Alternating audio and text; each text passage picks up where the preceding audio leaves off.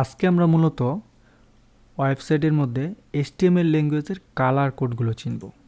তো অ্যাকচুয়ালি কালারগুলো কিভাবে করা যায় তো সেটা আমরা দেখব।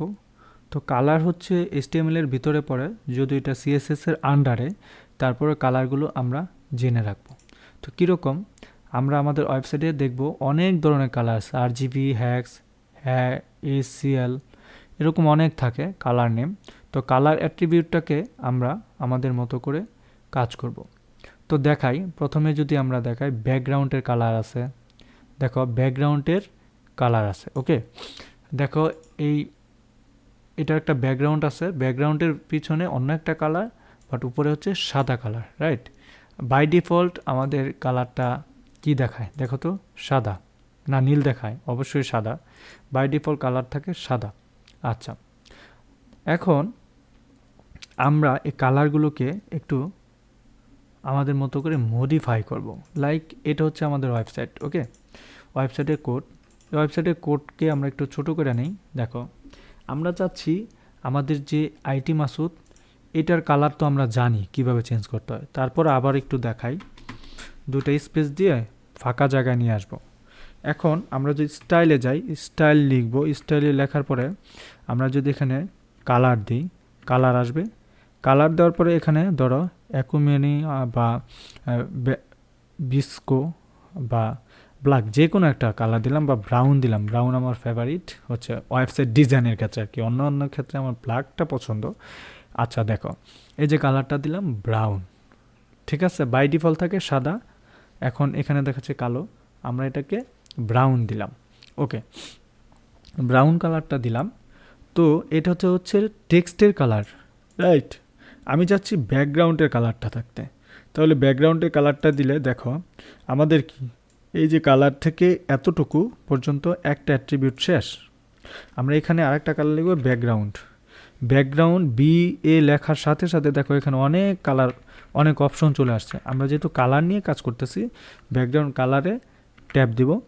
তারপরে দেখো ব্যাকগ্রাউন্ড কালারের জন্য আলাদা কালার চলে আসছে, আমরা এটা দিলাম। দেখো এখন দেখো ব্যাকগ্রাউন্ডে অন্য একটা কালার চলে আসছে এবং মিডলে কি চলে আসছে, একটা লেখা। ওকে, আমরা ইচ্ছা করলে এটাকেও চেঞ্জ করতে পারি, এটাকেও চেঞ্জ করতে পারি। আমরা আমাদের মতো করে এখানে ক্লিক করলে দেখো অনেক অপশন আসে। ওকে, আমরা এগুলো ড্র্যাগ করব দেখো, বা আমরা এখান থেকে চুজ করে এদিকে যেতে পারি, কালারটা চেঞ্জ হয়ে যাবে। বা এদিকে আসলাম, কালারটা চেঞ্জ দেখো। আর আমাদের যে ব্রাউন কালারটা, এটাতে সাথে সাথে দিলে ব্রাউনের সাথে দেখো হোয়াইট হয়ে গেল, এবং এইদিকে দেখো হোয়াইট, অ্যাকচুয়ালি কিন্তু হয়ে গেল, ঠিক না? দেখো তাহলে ব্যাকগ্রাউন্ডের কালারটা আমরা কিন্তু শিখে ফেললাম কিভাবে। তো তুমি যদি চাও আরও অনেক ধরনের কালার, তুমি কিছু কালারের নামই জানো না, তাই না?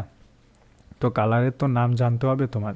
ধর তোমার কোনো একটা ওয়েবসাইটে কালারে পছন্দ হয়েছে, তখন তোমার কালারটা দরকার, এই কালারটা তোমার দরকার। লাইক আমি যদি অন্য একটা ওয়েবসাইটে যাই, যেমন আমার একটা ওয়েবসাইট আছে, ভাঙাচুর একটা ওয়েবসাইট, এটাতে আমি যাই ITMASUD.net, গেলাম।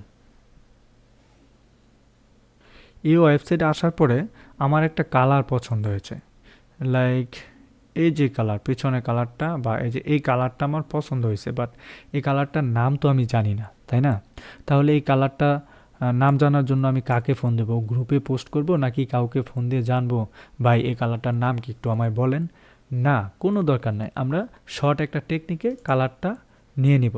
তো এই জন্য আমাদের কি করতে হবে, আমরা নিউ ট্যাবে যাব, যাওয়ার পরে লিখব কালার জিলা, কালার পিকার বা কালার জিলা, কালার জিলা এক্সটেনশন, কালার জিলা ফর ক্রোম, কালার জিলা ফর ক্রোম, বা যে কোনো একটা কিছু লিখব, কালার জিলা ফর ক্রোম বা কালার জিলা এক্সটেনশন।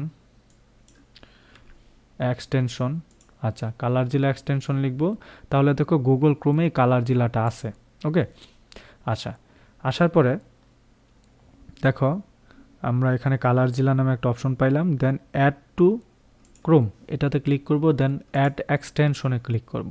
ক্লিক করার পর একটু সময় নেবে, দেন নতুন একটা ট্যাব চালু হয়ে আমাদের কি এখানে কালার জিলাটা চলে আসছে।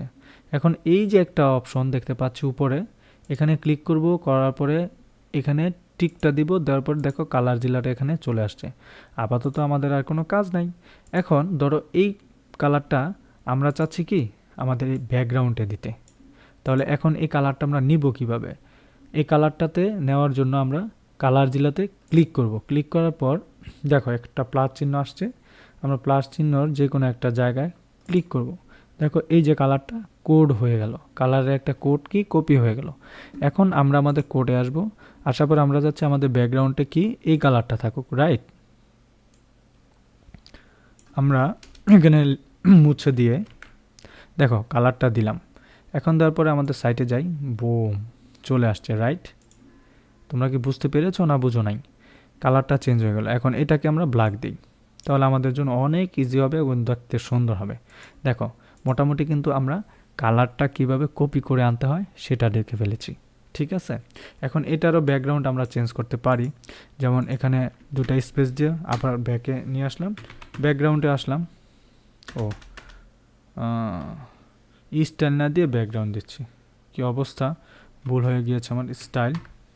স্টাইল ব্যাকগ্রাউন্ড কালার দিলাম, ব্যাকগ্রাউন্ড কালার দিতে পারি এইটা, অ্যাকোনিয়াম দিলাম। তাহলে দেখো অ্যাকচুয়ালি এইটাই হচ্ছে ব্যাকগ্রাউন্ডের কালার। আমরা কিভাবে ব্যাকগ্রাউন্ডের কালারগুলো চেঞ্জ করব সেটাই আপাতত আজকে দেখে ফেললাম। তো নেক্সটে তোমরা কিভাবে ব্যাকগ্রাউন্ড কালার থেকে আর অন্যান্য স্টাইলে কালার যাবা বা হেক্সা বা বিভিন্ন কালারে ডিভাইডেড করবা সেখানে আছে। তারপর এখন যদি আমরা দেখি বর্ডার কালার, ওকে, বর্ডারের কালার। আচ্ছা, তাহলে বর্ডারের কালারটা আমরা কিভাবে দেখব একটু খেয়াল করি।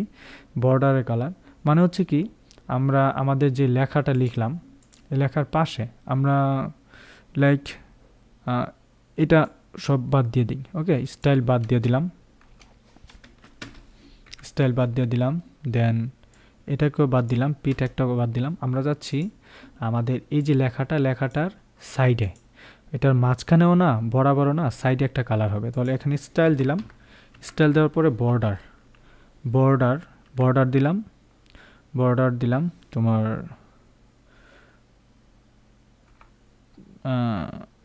20 px। দেখো এখানে বর্ডার কিন্তু কিছুই বোঝা যাচ্ছে না, বোঝা যাচ্ছে কি না? তাহলে এটা কিভাবে বোঝা যাবে একটু খেয়াল করো। এখানে বর্ডারে দেখো কি দিতে হবে, বর্ডারে 2 পিক্সেল সলিড টমেটো এত। এখন এটা কিভাবে লাইক, তাই না? এটা তো আমাদের জানতে হবে। ব্যাকগ্রাউন্ড কালার দিব, দেন হচ্ছে বর্ডার কালার, ওকে। তো একটু যদি আমরা খেয়াল করি তাহলে দেখো আমরা এই বর্ডারে set before border, you can set the colour of border. আমরা ট্রাই এগেনে যাই, দেখো এখানে তারা বলে দিছে style border 2 pixel solid tomato, okay, 2 pixel দিতে হবে এবং কালারটা দিয়ে দিতে হবে। তাহলে এটাকে আমরা কিভাবে লিখব আবার যদি খেয়াল করি, স্টাইল দিলাম, দেওয়ার পর হচ্ছে বর্ডার দিলাম, বর্ডার হচ্ছে 2px, তারপর সলিড দিয়ে যে কোনো একটা কালার, দিলাম, সলিড দিয়ে দিলাম রেড। হ্যাঁ দেখো এখন আমরা যদি আমার সাইটে যাই, দেখো একটা কালার চেঞ্জ হয়ে গেল। মানে বর্ডারটা হচ্ছে আমাদের যে টেক্সট আছে, টেক্সটের সাইডের কালারটা হবে এরকম, হ্যাঁ, টেক্সটের সাইডের কালারটা হবে এরকম। তাহলে কীরকম হইলো, যেমন বর্ডার হচ্ছে এটা সাইডের কালার, 2 পিক্সেল মানে হচ্ছে এই যে লেখার বর্ডারটা এটা মোটা। এখন যদি 1 দিই তাহলে দেখো একটু কমে গেল, ঠিক আছে। আবার যদি 5 দিই তাহলে বেড়ে গেল। তো এই হচ্ছে অবস্থা, এগুলো আসলে চেঞ্জেসের বিষয়। তো তোমরা অ্যাকচুয়ালি এইভাবেই বুঝতে পারবা। তো মোটামুটি আমাদের কালারটা এইভাবেই কিন্তু চেঞ্জ করার দরকার, আমরা চেঞ্জ করেছি। তো অ্যাকচুয়ালি তোমরা এইভাবেই পারবা। হেক্সা আরও কালার আছে, আমরা নেক্সটে কোনো এক সময় আলোচনা করব।